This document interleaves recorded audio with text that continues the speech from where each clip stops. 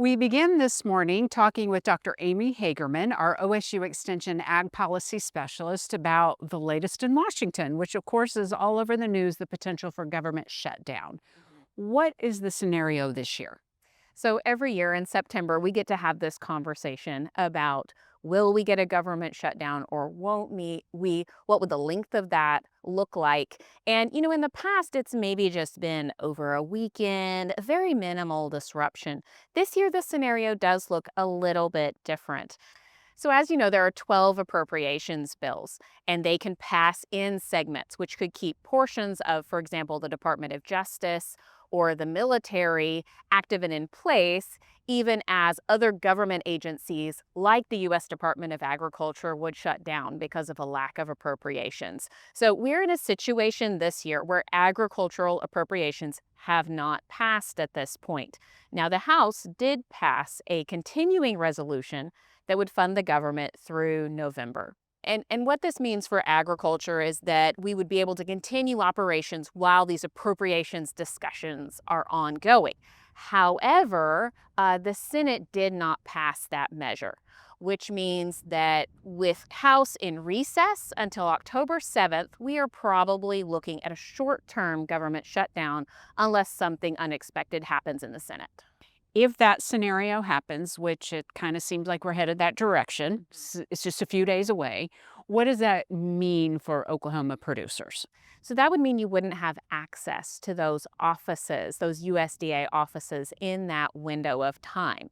So any kind of business that needs to be done with USDA in those first few days of October, you would want to make sure you've made your appointment, gotten into that office, and taken care of that business before that date. Because if you show up in that window of time, the office is not going to be open to be able to service. Okay.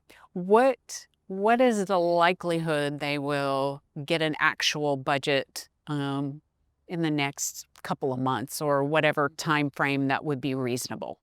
So we have seen these movements kind of happen quickly in the last hour in the past. And so that is a possibility, probably a low probability possibility at this point. But seeing something happen in the next few months, the next few weeks, hopefully a continuing resolution being in place, and that continuing resolution would take us forward a couple of months to be able to finalize these appropriations is more likely. Now, we've seen these continuing resolutions carry us forward to November and December, even March and April of the next year before appropriations are in place. If these offices are shut down, it is not like, oh, I'm out of office on vacation. I may be checking email. They truly have to stop working. So legally, they have to stop working. They do not have authority to work without these bills in place. And so that means they can't answer emails. However, there is an exception here. So if you are considered a mission critical employee, inspectors being an example of that, then they can continue to work. I think it's important to understand that they're not guaranteed that they will be paid for working in that window of time because we don't have a budget for the government for that window. But generally speaking, once a budget has passed and we're back in business in those offices, they will be paid retroactively for their time. All right, let's switch gears a little bit, but on a related note, the Farm Bill.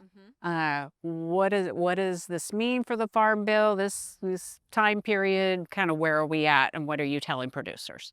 So there were some discussions and maybe some hopes of having what was called a skinny farm bill by September 30th, which is the expiration date for the latest extension of the 2018 Farm Bill. Now, in July, we had the One Big Beautiful Bill Act, which extended the authorizations for key programs in the Farm Bill, the commodity programs, crop insurance, nutrition programs, conservation. These all got deadlines that extended out our authorizations that extended out until 2031.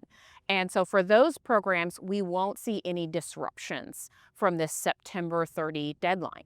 Any kind of program that is still under those authorizations that end on September 30 of 2025, they will be halted until that skinny farm bill can be extended further or adjusted and a new bill passed. With these scenarios that you described that we're, dealing with right now, what does it mean for the rollout of programs with the reconciliation bill that came out earlier this year? So, USDA needs time when a big bill like this rolls out to put together the official guidance in how they're going to implement the changes required by Congress. We've already seen some of those changes roll out in crop insurance for the next crop insurance year because there are critical deadlines coming up for that. But for other elements of the One Big Beautiful Bill changes, we haven't seen the official USDA guidance come out.